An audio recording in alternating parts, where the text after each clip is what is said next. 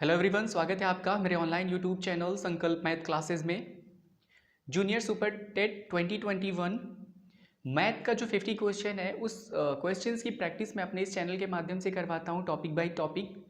हमने दो topics completely discuss कर लिया हुआ है। आज हमारा नेक्स्ट टॉपिक थर्ड जो है वो हम यहाँ पर डिस्कस करेंगे, जो कि वर्गमूल, घनमूल और सर्वसमीकाएं, यानी स्क्वायर रूट, क्यूब रूट और सर्वसमीकाओं को इंग्लिश में बोलते हैं आइडेंटिटीज। तो इनसे रिलेटेड ये जो हमारा टॉपिक है, थर्ड टॉपिक, हम इसको एक एक करके डिस्कस करेंगे और इस पर बेस्ड क्वेश्चंस की प्रैक्टिस भी हम करेंगे, जैसे हमने प्रीवियस लेक्चर में किया हुआ है। ठीक है, तो चलिए स्टार्ट करते हैं आज का अपना लेक्चर, जिसमें सबसे पहले हम स्टार्ट करेंगे वर्गमूल से। वर्गमूल को इंग्लिश में स्क्वायर रूट बोलते हैं।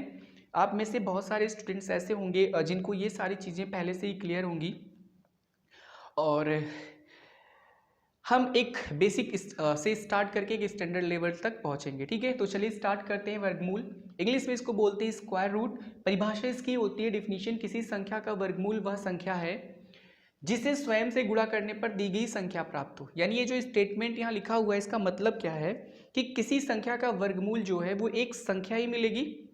कोई भी संख्या हो उसका वर्गमूल एक संख्या मिलेगी, और जो संख्या हमें मिलेगी उस संख्या को अगर हम उसी संख्या में गुणा कर दें तो जिसका वर्गमूल हमने निकाला है वो संख्या हमें मिल जाएगी। ठीक है, कंफ्यूज नहीं होना है। जैसे मान लीजिए हमारे पास एक संख्या है 49, एक संख्या है 49।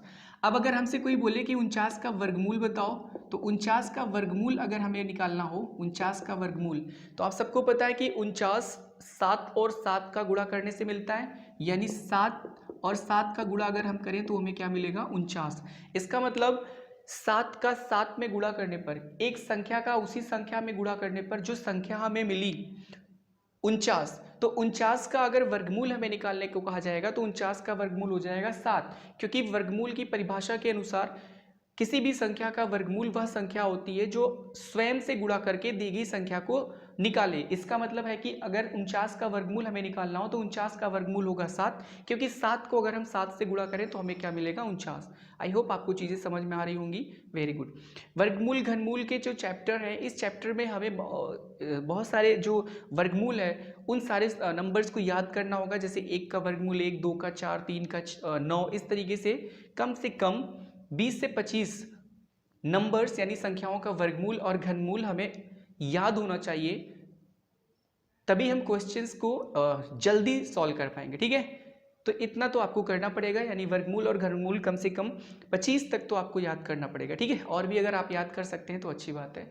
तो चलिए सबसे पहले देखिए करते क्या है। वर्गमूल, यहाँ पर हमने परिभाषा पढ़ ली वर्गमूल की कि वर्गमूल होता क्या है। वर्गमूल को इस जो यहाँ पर इस तरीके से जो बनाया गया है इससे प्रदर्शित करते हैं, यानी किसी भी संख्या का वर्गमूल, अगर यक्स का वर्गमूल हमें निकालना हो तो यक्स के वर्गमूल को हम इसको बोलते हैं वर्गमूल यक्स। ठीक है, यानी इस तरीके से हम एक निशान बनाएंगे। अगर उसके अंदर इस तरीके से हमने लिखा है तो हम इसे क्या पढ़ेंगे?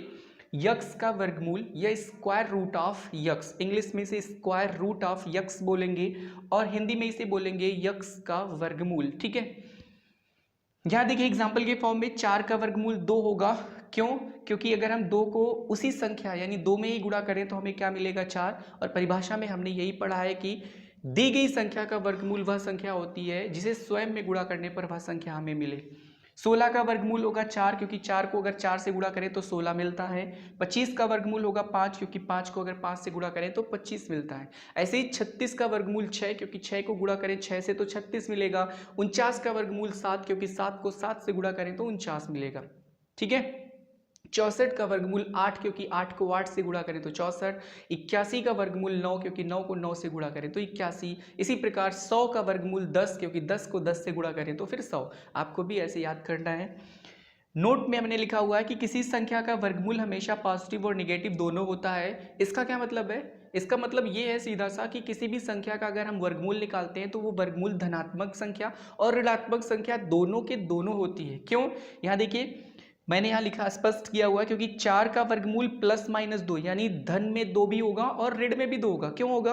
क्योंकि अगर हम धनात्मक 2 को 2 बार गुणा करें, यानी धनात्मक 2 को अगर हम 2 से गुणा करें तो हमें 4 मिलता है, और अगर माइनस में 2 को हम -2 से गुणा करें तो भी हमें 4 मिलता है। इसका मतलब -2 गुणे -4 -2 गुणे -2 बराबर 4, 2 गुणे 2 बराबर 4। तो 4 वह संख्या है जिसका वर्गमूल 2 भी हो सकता है और -2 भी हो सकता है, क्योंकि वर्गमूल की डिफिनीशन ही यही है कि दी गई संख्या का वर्गमूल वह संख्या होती है जिसे स्वयं में गुणा करने पर वह संख्या मिले। तो -2 को स्वयं यानी -2 में गुणा करने पर अगर हमें 4 मिल रहा है, 2 को 2 में गुणा करने पर अगर हमें 4 मिल रहा है, तो हम बोल सकते हैं कि 4 का वर्गमूल -2 भी है और +2 भी है। ठीक है, आई होप आपको चीजें समझ में आ रही हैं। तो ये कंडीशन याद रखिएगा कि किसी भी संख्या का वर्गमूल अगर हमें निकालना हो तो उस संख्या का वर्गमूल हमेशा पॉजिटिव और नेगेटिव दोनों ही हम यूज करेंगे। ठीक है, और क्वेश्चन में जो आंसर दिया होगा उस ऑप्शंस के अकॉर्डिंग हम अपने आंसर को बनाने की कोशिश भी करेंगे। कई बार क्या होता है कि क्वेश्चन में आंसर डायरेक्टली नहीं मिलते, हमें उसको थोड़ा सा बनाना पड़ता है। तो ये सारी चीजें आपको वहां पर याद रहेंगी, तो फिर अच्छे से आप उसे कंप्लीट सॉल्व कर पाएंगे। ठीक है, चलिए अब नेक्स्ट देखते हैं, कुछ फैक्ट देखते हैं। फैक्ट में एक मैंने लिखा हुआ कि किसी भी, जैसे अंडर रूट, इसको इंग्लिश में अंडर रूट भी बोलते हैं, स्क्वायर रूट भी बोलते हैं। ठीक है, तो स्क्वायर रूट ए बी यानी किसी भी दो संख्या ए और बी, दो धनात्मक संख्याएं हैं, इन दोनों धनात्मक संख्याओं के गुणनफल का अगर आपको वर्गमूल निकालना है तो इनके अलग अलग वर्गमूल को निकालिए और उनका गुणा कर दीजिए, दोनों बराबर होगा। इसी तरीके से अगर किसी दो संख्या, धनात्मक संख्या ए और बी के भागफल को अगर आपका वर्गमूल निकालना है तो फिर उसके अंश और उसके हर में जो संख्याएं लिखी हैं उसका अलग अलग वर्गमूल निकालकर भाग कर दीजिए, दोनों आपस में क्या होंगे, बराबर होंगे। कई बार क्वेश्चंस हमें इस तरीके से मिलते हैं कि हमें एक साथ वर्गमूल ना निकालकर उनको अगर हम अलग अलग करके मल्टीप्लाई करके या डिवाइड करके वर्गमूल फाइंड करें तो इजीली सॉल्व होता है। और एग्जाम में हमें इजी वे में ही चलना होता है, सब कुछ बहुत जल्दी जल्दी करना होता है और सही करना होता है, सटीक करना होता है। ठीक है, क्योंकि टाइम मैनेजमेंट बहुत इंपॉर्टेंट है। चलिए ठीक है, तो इतना हमने सीख लिया। अब देखिए यहाँ पर वर्गमूल ज्ञात करने के नियम। ठीक है, क्योंकि सारी चीजें, इसको केवल जानने भर से तो काम चलेगा नहीं, सवालों में तो हमें वर्गमूल फाइंड करना होगा। तो वर्गमूल निकालने के नियम बहुत इंपॉर्टेंट है। तो वर्गमूल निकालने के नियम में सबसे पहले आप ये सीख लीजिए कि वर्गमूल निकालने के लिए जिन दो प्रकार की संख्याओं का वर्गमूल हमें निकालना होता है उनमें से एक पूर्ण संख्या होती है और दूसरी जो होती है वो दशमलव भिन्न होती है। ठीक है, पूर्ण संख्या, धनात्मक पूर्ण संख्या भी आप मान सकते हैं, और अगर ऋणात्मक पूर्ण संख्या है तो फिर माइनस में चीजें आनी चाहिए। ठीक है, पर एक चीज हमेशा याद रखिएगा कि अगर स्क्वायर रूट के अंदर कोई नेगेटिव नंबर है, ठीक है, कोई नेगेटिव नंबर है और ये नंबर जो नेगेटिव नंबर जो है, इसके अंदर जो नेगेटिव नंबर आप अगर मिले तो फिर ये जो संख्या होती है वो इमेजिनरी नंबर होता है, यानी काल्पनिक संख्या होती है। तो यहाँ पर एक चीज और जोड़ लीजिएगा कि धन पूर्ण संख्याओं का, या फिर आप इसको कर लीजिए धन पूर्ण संख्या। ठीक है, धन पूर्ण का मतलब होता है कि पॉजिटिव जो होल नंबर्स होते हैं उनका। ठीक है, ठीक, आई होप। या फिर एक चीज, धन लिखने की जरूरत नहीं है क्योंकि पूर्ण संख्या तो आई होप, पूर्ण संख्या जो होता है आप सबको पता होगा, पूर्ण संख्या धनात्मक ही होती है ना। ऋण में तो पूर्णांक होते हैं, थोड़ा सा मिस्टेक था पूर्णांक और पूर्ण में। तो पूर्ण संख्या हमेशा धनात्मक होती है, इसलिए धन लिखने की जरूरत नहीं है, तो पूर्ण संख्या ही आप मान के चलेंगे। ठीक है, तो पूर्ण संख्याओं का वर्गमूल, और दूसरा दशमलव भिन्न, यानी जो दशमलव संख्याएं होती हैं उनको दशमलव भिन्न बोलते हैं, उन संख्याओं का हमें वर्गमूल निकालना होगा। ठीक है, तो दो तरीके की संख्याओं का हमें वर्गमूल निकालना होगा अपने इस टॉपिक के अंदर। फिर देखिए, पूर्ण संख्याओं के वर्गमूल में भी दो टॉपिक मैंने बनाया है, एक अभाज्य गुणनखंड विधि, यानी ये जो विधियां हैं जिसमें पूर्ण संख्याओं का वर्गमूल निकालना है, एक है अभाज्य गुणनखंडन और दूसरा है भाग विधि। अभाज्य गुणनखंडन कोई नई टॉपिक नहीं है, अभी तक हमने लासा मासा, इसके पहले भी जो भी कुछ टॉपिक हमने पढ़े हैं उन सब में हमने अभाज्य गुणनखंडन देखा हुआ है। ठीक है, आई होप आपको ये चीज समझ में भी आ रही होगी। तो अभाज्य गुणनखंडन यानी कि प्राइम फैक्टराइजेशन और भाग विधि जिसको डिवीजन मेथड बोलते हैं, इन दो मेथड से हम पूर्ण संख्याओं का वर्गमूल बहुत आसानी से फाइंड कर सकते हैं। मैंने एग्जाम्पल लिखा है, अभी मैं एग्जाम्पल के थ्रू आपको समझाऊंगा। एंड मुझे पूरा बिलीव है कि आपको ये सोल्यूशन बहुत आसानी से समझ में आएगा और आप इससे भी आगे के जो सोल्यूशंस हैं वो भी आसानी से समझ पाएंगे। फिर सेकंड है दशमलव भिन्नों का वर्गमूल। इसमें हम भाग विधि का इस्तेमाल करते हैं क्योंकि भाग विधि दशमलव संख्याओं के वर्गमूल को निकालने में बहुत ही अच्छी है और बहुत सटीक और बहुत जल्दी चीजें आपको निकल कर आएंगी। ठीक है, तो चलिए सबसे पहले देखते हैं कि अभाज्य गुणनखंडन विधि से ये जो मैंने यहाँ सवाल लिखा हुआ है, यानी स्क्वायर रूट 4356 यानी 4356 का वर्गमूल हमें निकालना है। तो सबसे पहले अभाज्य गुणनखंडन विधि इस्तेमाल करेंगे। तो अभाज्य गुणनखंडन में आप सबको पता है कि हमें इसको करना क्या होता है, अभाज्य गुणनखंड करना होता है, यानी इस तरफ जो भी संख्याएं हम लिखते हैं वो सब की सब अभाज्य संख्याएं होती हैं और यहाँ से इस संख्या को क्या करते हैं, भाग और भागफल को उसके नीचे लिखते जाते हैं। ठीक है, तो सबसे पहले देखिए इस संख्या को हम 2 से काटते हैं, क्योंकि मैंने आपको बताया था कि किसी भी संख्या के अगर इकाई अंक 0, 2, 4, 6, 8 में से कोई भी एक संख्या है तो वो संख्या 2 से कटती है, और 2 ही सबसे छोटी प्राइम यानी कि अभाज्य संख्या है। ठीक है, अगर सवाल कभी ये पूछ ले कि सबसे छोटा अभाज्य संख्या क्या है और उसमें 1 हो, 2 हो, 4 हो, 3 हो, इस तरीके से संख्याएं हो, तो always remember that 2 is the smallest prime number. Okay, यानी 2 जो है वो सबसे छोटा प्राइम नंबर यानी अभाज्य संख्या है, एक नहीं है। एक ना तो भाज्य और ना ही अभाज्य, इसको याद रखिएगा। 1 नॉट कंपोजिट और नॉट प्राइम। तो चलिए सबसे पहले इसको डिवाइड करते हैं। तो 2 को जब हम 4 को 2 से डिवाइड करेंगे तो 2 दूनी 4, फिर 2 1 कनन 2, और यहाँ पर 1 बचेगा तो 1 और 5 आएगा तो 15 हो जाएगा, फिर 2 सत्ते 14, और यहाँ पर 1 बचा, 1 और 6 16। यहाँ पर देखिए भाग होता है ना, तो भाग में जिस तरीके से प्रोसेस इस्तेमाल करते हैं कि नंबर जो शेषफल आता है उसके सामने नंबर लिखा जाता है ना नीचे, तो यहाँ नंबर जुड़ते नहीं है। जैसे 1 यहाँ शेषफल बचा तो 6 उसके नीचे उतरता है ना, तो 16 उसको पढ़ते हैं ना, उस हिसाब से यहाँ पर करेंगे। तो 16 हो गया, फिर 2 8 16, फिर 2 1 कनन 2, यहाँ देखिए 2 8 16 होगा 16, और फिर अगर हम यहाँ पर 8 सीधे लिख दें तो 2 8 16, फिर 2 1 कनन 2 1 3, शेषफल इसमें जुड़कर 3 हो जाएगा, इसलिए यहाँ पर एक 0 लगाएंगे। अब ये बनेगा 2 8 16, फिर 2 9 18। ठीक है, 3 से कैंसिल करते हैं तो 3 3 के 9, 3 6 18, फिर 3 3 का 9, फिर 3 से तो 3 1 कनन 3, 3 दूनी 6, और फिर 3 1 कनन 3। आप सबको पता है कि 121 जो है वो 11 का वर्ग है, इसका मतलब ये 11 से कटेगा।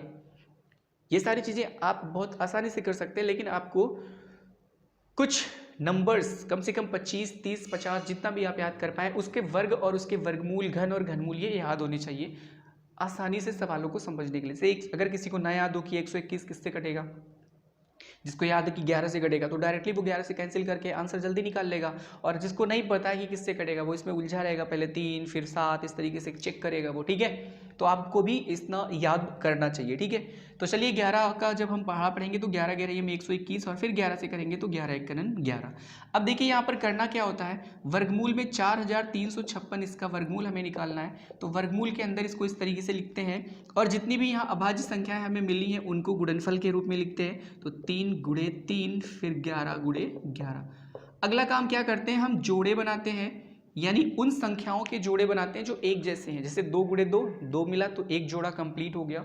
3 गुणे 3, एक पेयर कंप्लीट हो गया, एक जोड़ा कंप्लीट हो गया। ऐसे 11 गुणे 11 एक पेयर कंप्लीट हो गया। अब जितने पेयर हमारे कंप्लीट है, यानी जितने जोड़े नंबर्स के हमारे कंप्लीट हैं, उनमें से एक एक नंबर को हम बाहर कर लेंगे। यहाँ से 2, यहाँ से 3, और फिर यहाँ से 11। अब इनका गुणा कर देंगे तो 2 3 6 और 11 छक्के हो गया 66। और हमें पता है कि वर्गमूल हमेशा धनात्मक और ऋणात्मक दोनों आता है। इसका मतलब है कि 4356 का वर्गमूल जो आएगा वो प्लस 66 माइनस 66 दोनों आएगा। आंसर ऑप्शन में अगर प्लस 66 है तो भी हमारा सही है, माइनस 66 है तो भी सही है, और प्लस माइनस 66 दोनों अगर किसी ऑप्शन में दिए गए हैं तो वो वाला ऑप्शन सबसे ज़्यादा सही होगा। ठीक है, आई होप आपको चीज़ें समझ में आ रही हैं। ऐसे ही आप हर एक संख्या के वर्गमूल जिसको आप गुणनखंड विधि से निकालेंगे, अभाज्य गुणनखंडन विधि से, उन सब में आपको यही प्रोसेस इस्तेमाल करना है। उन सब का अभाज्य गुणनखंडन करिए, गुणनखंड को इस रूप में लिखिए, और 2-2 नंबर्स के पेयर बनाइए। जितने पेयर्स कंप्लीट हैं उनको क्या करिए, उनमें से एक एक नंबर को बाहर निकालिए without sign of square root, यानी बिना स्क्वायर रूट यानी वर्गमूल के चिन्ह के। यहां से एक एक नंबर को पेयर से बाहर निकालिए, उनका गुणा कर दीजिए, और जो आंसर आए गुणनफल उसके सामने प्लस और माइनस लगा दीजिए, वही आपका रिजल्ट होगा। आई होप आपको चीज समझ में आ गई, वेरी गुड। चलिए इसी सवाल को हम करते क्या है, भाग विधि से सॉल्व करते हैं और देखते हैं कि क्या आंसर प्लस माइनस 66 ही आता है या फिर कुछ और आता है। ठीक है, तो चलिए चेक करते हैं।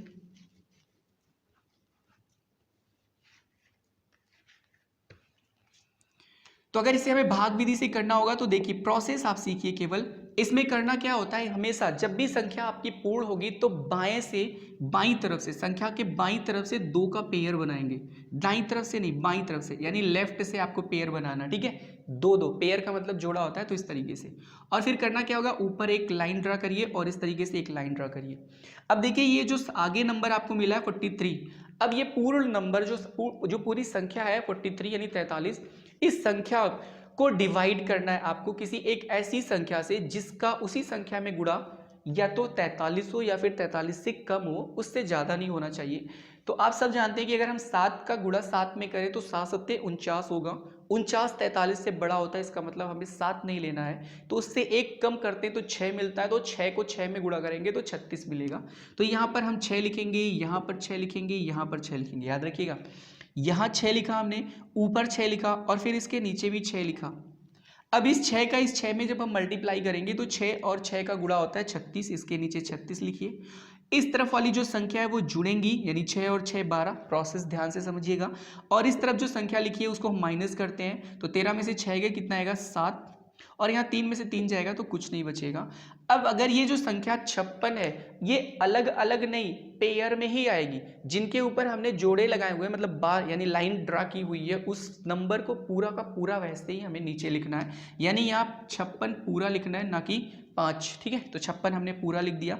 अब देखिए यहाँ पर जो संख्या हम लिखेंगे, यहाँ पर उसके नीचे भी हम लिखेंगे और यहाँ पर भी हम वही संख्या लिखेंगे, और यहाँ पर जैसे ही वो नंबर हमने लिखा तो ये कंप्लीट 3 डिजिट का नंबर हो जाएगा, यानी 3 अंकों की संख्या होगी। अब इस 3 अंकों की संख्या में यहाँ पर जो हमने संख्या लिखी है, यहाँ पर जो संख्या हम लिखेंगे, उस संख्या से जब हम इस 3 अंकों की संख्या में गुणा करें तो गुणनफल या तो 756 है या फिर 756 से क्या हो, छोटी हो, उससे बड़ी नहीं होनी चाहिए। तो देखिए अगर हमने यहाँ पर 6 लिखा, यहाँ पर हमने क्या लिखा 6 लिखा, तो यहाँ पर भी हमने क्या लिखा 6, फिर इसके नीचे भी 6 लिखेंगे। अब देखिए इस 6 का, केवल इस वाले 6 की बात कर रहा हूँ, अगर इस 6 का इस पूरे नंबर 126 में गुणा करें तो 6 छक्के हो जाएगा 36, फिर 6 दूनी 12 3 15, और फिर 6 एक कम 6 और एक जो शेषफल बचा 7। अब देखिए इधर माइनस करना होता है, इधर प्लस करना होता है। माइनस आप करेंगे, ये भी कैंसिल, ये भी कैंसिल, ये भी कैंसिल। प्लस करने की ज़रूरत ही नहीं है क्योंकि इसके नीचे अब कोई नंबर नहीं बचा है। नंबर होता तो फिर प्लस करके फिर हमें वही प्रोसेस अप्लाई करना पड़ता जो हमने पहले किया। तो यहाँ जो एकदम ऊपर आता है यही हमारा रिजल्ट होता है, यानी प्लस माइनस 66 आया। और आपको पता है कि धनात्मक और ऋणात्मक दोनों होंगे, इसलिए इसके सामने हम क्या लगा देंगे, प्लस माइनस लगा देंगे। आई होप आपको चीज़ें समझ में आ रही होंगी। एक बार फिर से समझते हैं। देखिए करना क्या है, ये जो संख्या लिखी हुई है 4356, चाहे 4 अंक की हो, 5 अंक की, 6 7 8 9 10 कितने भी अंक की हो संख्या, उससे कोई मतलब नहीं है। हमेशा आप क्या करेंगे, बाईं तरफ से पेयर बनाना स्टार्ट करेंगे। और अगर बाईं तरफ से पेयर बनाने के क्रम में मान लीजिए किसी संख्या में केवल एक मतलब बचे, जैसे मान लीजिए अगर यही संख्या ये होती 1 4 3 5 6 और हमने पीछे से पेयर बनाया, यानी बाईं तरफ से पेयर बनाया, तो यहाँ केवल एक बचा, तो इसके आगे 0 लिखकर हम एक पेयर बनाएंगे। ठीक है, इस तरीके से। आई होप आपको चीज़ समझ में आ रही है, वेरी गुड। तो हमने इस तरीके से पेयर बनाया है। फिर जो आगे वाला नंबर है, इस नंबर को हमें करना क्या है, एक ऐसा नंबर इस तरफ एक ऐसा नंबर लिखना है जिसे उसी संख्या में गुणा करने पर उसी संख्या में या तो 43 के बराबर हो या फिर 43 से छोटा, उससे बड़ा नहीं होना चाहिए, यानी एक्सेस नहीं करना चाहिए, बड़ा नहीं होना चाहिए। तो 6 हमें मिला, 6 6 के 36, यहाँ पर 36 हुआ। इस तरफ घटते हैं और इस तरफ जो नंबर्स होते हैं वो जुड़ते हैं, तो 6 और 6 हो गया 12, इधर घटा तो 7, और ये जो पेयर में नंबर मिलते हैं, पेयर जिसके ऊपर हमने लाइन ड्रा की हुई है, वो नंबर दोनों एक साथ लिखे जाते हैं, अकेले अकेले नहीं, एक साथ, यानी 56 पूरा इस तरीके से लिखा जाएगा। अब 756 हो गया, यहाँ पर हमने 6 लिखा, तो ये जो पूरा नंबर बना, यानी 126 जो नंबर बना, इस 126 नंबर को ये जो 6 हमने यहाँ पर लिखा, इस 6 से अगर गुणा करेंगे, यहाँ भी लिखेंगे, यहाँ भी लिखेंगे, इसके यहाँ भी लिखेंगे, इसको याद रखिएगा। ठीक है, 3 जगह लिखते हैं, तो 6 छक्के 36 हो जाएगा, फिर 6 दूनी 12 3 15, 6 गणन 6 1 7। 756 को 756 से डिवाइड कैंसिल करेंगे, तो माइनस करेंगे तो पूरी तरीके से कैंसिल हो जाएगा। इस तरीके से यहाँ पर ऊपर जो बचा हुआ ऊपर जो हमारा नंबर मिलता है उसी नंबर के सामने प्लस माइनस लगा के हम स्क्वायर रूट फाइंड कर सकते हैं। आई होप आपको चीज़ समझ में आ गई, वेरी गुड। ऐसे ही आप किसी भी नंबर का फाइंड कर सकते हैं। और अगर पेयर ना बने तो पेयर बनाने के लिए उसके आगे 0 लिखेंगे। ये संख्या पूर्ण संख्याओं के लिए है, यानी ये जो मेथड है वो पूर्ण संख्याओं के लिए है। तो पूर्ण संख्याओं के लिए अभाज्य गुणनखंड और भाग विधि दोनों आई होप आपको समझ में आ गया होगा। अब नेक्स्ट क्या करते हैं, दशमलव भिन्न। यहाँ पर भी मैंने एक एग्जाम्पल लिखा 0.9, इसको करके देखते हैं किस तरीके से होगा। तो ये भी बहुत आसान है। इसमें करना क्या होता है, जैसे 0.9 लिखा है, हमें करना क्या होता है, हमें पता है कि किसी भी दशमलव संख्या के बाद अगर कोई संख्या लिखी हुई है तो उसके पीछे नंबर ऑफ जीरोस कितने भी लिख दें उसका कोई मतलब नहीं होता। ठीक है, तो इस तरीके से इसका कोई मतलब नहीं है, यानी मतलब का मतलब है कि इस संख्या पर कोई प्रभाव नहीं पड़ा, यानी 0.9 की जो वैल्यू है वो नहीं बदली। ठीक है, उसका जो मान है वो नहीं बदला। पर अगर हमें दशमलव काउंट करना हो तो दशमलव काउंटिंग में हम इसे इस्तेमाल कर सकते हैं। ठीक है, एलसीएम के चैप्टर में भी मैंने आपको ये बात बताई थी। तो चलिए यहाँ से देखिए करना क्या होता है, पूर्ण संख्या और भाग विधि। पूर्ण संख्या के वर्गमूल को निकालने में जो भाग विधि है और दशमलव भिन्न में जो वर्गमूल निकालने में जो भाग विधि, उसमें एक अंतर है, बस एक अंतर है। वो ये है कि यहाँ पर क्या करना होता है, बाईं तरफ से हमें पेयर बनाने होते हैं और यहाँ पर दाईं तरफ से पेयर बनाने होते हैं, इसको याद रखिएगा। तो यहाँ पर हमें करना क्या होगा, दाईं तरफ से पेयर बनाना है, तो इस तरीके से हम पेयर बनाएंगे, ठीक है। फिर इस तरीके से हमने लिखा। अब देखिए करना क्या होगा, ये जो दशमलव यहाँ पर हमने दिख रहा है, ये दशमलव सीधे सबसे आगे है ना, तो सबसे आगे ये दशमलव लग जाएगा। अगर ये ना बीच में होता है तो जहाँ भी दशमलव रहेगा वहाँ पे आपको उस अंक के पहले भाग करने से पहले आपको दशमलव लगाना होगा। तो शुरुआत में ही है, इसलिए हमें इसे भाग करना, तो शुरुआत में ही दशमलव लग गया। आप सबको पता है कि अगर हम 90 में यहाँ पर कोई एक ऐसी संख्या लिखें जो संख्या उसी संख्या में गुणा करके या तो 90 बने या फिर 90 से छोटा, उससे बड़ा नहीं होना चाहिए, ठीक है। तो फिर हमें पता है कि हमें यहाँ पर 9 लिखना है, तो यहाँ भी 9 और यहाँ भी 9, सेम प्रोसेस जैसे यहाँ करते हैं, इस तरफ जोड़ेंगे, 9 और 9 का गुणा हो गया 81, इस तरफ माइनस करेंगे। अब देखिए 10 में से 1 गए, मिलेगा क्या 9, और यहाँ पर कितना है 8, 8 में से 8 जाएगा तो कुछ नहीं मिलेगा। अब देखिए 2 पेयर एक साथ यहाँ पर लिख लीजिए 0, पेयर वाले जो नंबर है वो एक साथ उतरेंगे। 9 और 9 कितना हो गया 18। अब आप बताइए कितनी बार जाएगा, 5 अट्ठे 40, 5 कनन 5 और 4 9, बड़ा हो जाएगा क्योंकि 5 पच्चे 25 पहले ही आ चुका था। 4 बार ले जाइए, तो यहाँ भी 4, यहाँ भी 4। अब ये बन गया 184, तो 184 को जब 4 से गुणा करेंगे तो 4 चौके हो गया 16, फिर 4 अट्ठे 32, 32 अब 1 33, फिर 4 कनन 4 3 कितना हो गया 7, यहाँ पर प्लस होगा, यहाँ माइनस, 10 में से 6 गए 4, यहाँ पर बचा कितना 9 में से 3 गए 6, यहाँ बचा 8 में से 7 गए 1, फिर 2 0 यहाँ पर लिखिए। इस तरीके से 4 और 4 8, 8 यहाँ पर बचा 1। देखिए जब भी दशमलव भिन्न के रूप में अगर हमें वर्गमूल निकालना होता है तो कम से कम 3 अंकों तक हमें निकालना होता है। 3 अंकों के बाद हम बाकी चीज़ों को छोड़ देते हैं, लीव कर देते हैं, उससे पीछे हम नहीं चलते, ठीक है। केवल 3 अंकों तक हमें चाहिए। तो यहाँ देखिए 2 अंक कंप्लीट हो चुके हैं, तीसरा अंक निकालने के लिए। तो 8 अट्ठाई 64, 8 करण 8 6 14, तो 8 बार ले जाते हैं क्योंकि 9 बार बड़ा हो जाएगा, ठीक है। तो 8 बार ले जाइए, 8 यहाँ भी 8 लिखिए, यहाँ भी 8 लिखिए, ठीक है। 3 जगह लिखा जाता है, आप इसको याद रखिएगा। अब 8 अट्ठाई कितना हो गया 64, हासिल 6, 8 अट्ठाई 64, 64 और 6 70, हासिल 7, और फिर 8 अट्ठाई 64, 64 और 7 71, फिर 8 करण 8 7 15, माइनस कर देते हैं। तो यहाँ पर 10 में से 4 गए 6, यहाँ पर कितना बचा 9, 3 में से 1 गए 2, 6 में से 5 गए 1, तो 1204। इससे कोई मतलब नहीं है, आगे आप 0 0 बढ़ाते जाएंगे तो ये चलता रहेगा, प्रोसेस कभी कंप्लीट नहीं होगा। इसलिए केवल हमें 3 अंकों से मतलब है। तो 0.948 यानी 0.9 का जो वर्गमूल है वो 0.948 यानी उससे भी बड़ा है, ठीक है। तो 0.9 का वर्गमूल जो है वो 0.948 हुआ, और इसके आगे हम प्लस माइनस लगा सकते हैं क्योंकि हमें पता है कि किसी भी संख्या का वर्गमूल हमेशा धनात्मक और ऋणात्मक दोनों होता है, ठीक है। तो आई होप आपको ये इतनी चीज़ें समझ में आ गई होंगी। तो इस तरीके से इस टॉपिक में हमने स्क्वायर रूट के बारे में डिस्कस किया हुआ है। मुझे उम्मीद है कि आपको ये टॉपिक अच्छे से समझ में आ गया होगा और स्क्वायर रूट फाइंड करना भी आपने अच्छी तरीके से सीख लिया होगा। अब हम अपने नेक्स्ट वीडियो में घनमूल निकालना सीखेंगे, यानी क्यूब रूट निकालना सीखेंगे, और उसके बाद सर्व समीकरणों से रिलेटेड जो हमारा लेक्चर चलेगा, फिर उसके बाद हम क्वेश्चंस, इस पर बेस्ड क्वेश्चंस को भी सॉल्व करेंगे, उसकी प्रैक्टिस करेंगे, ठीक है। आई होप आपको ये लेक्चर पसंद आया होगा। तो मिलते हैं अपने नेक्स्ट लेक्चर में घनमूल के साथ, तब तक के लिए धन्यवाद।